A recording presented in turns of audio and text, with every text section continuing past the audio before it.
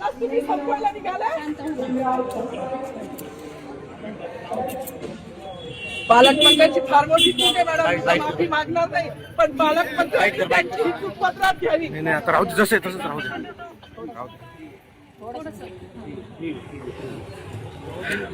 मला मीडियाशी घेणं नाही मॅडम, मला सस्पेंड केलं. मी वाळूचे गारे उपसील, मी माती काम करीन, पण बाबासाहेबांची ओळख पुसू देणार नाही. मला सस्पेंड करायचं करू शकता मॅडम. बाबासाहेबाला संपवायचं काम करायचं नाही. 26 जानेवारी 15 ऑगस्ट मध्ये मी नाही मानत, पण लोकशाही मॅडम तुम्ही सुद्धा संविधानामुळे आहात. पालकमंत्री सुद्धा पालकमंत्री संविधानामुळे आहे. कोणताही जाती भेद नाही, सगळी समानता त्यांनी दिली आहे. आमच्या कानात उरत होते बाबासाहेबांचं नाव आता तरी भाषणात येईल, मग तरी भाषणात येईल.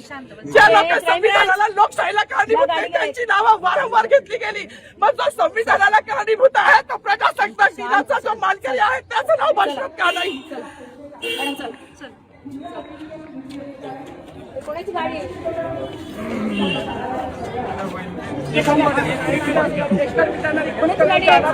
राहू दे, जसे तसंच राहू दे.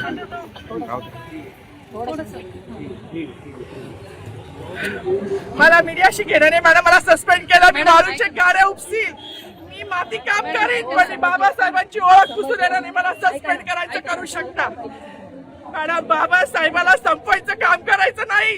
26 जानेवारी 15 ऑगस्ट मध्ये मी नाही मानत, पण लोकशाही मॅडम तुम्ही सुद्धा संविधानामुळे आहात.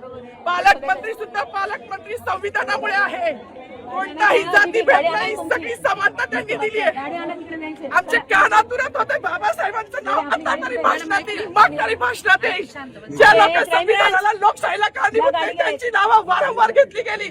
मग जो संविधानाला कारणीभूत आहे तो प्रजासत्ताक दिनाचा जो मानकरी आहे त्याचं नाव भाषणात का नाही?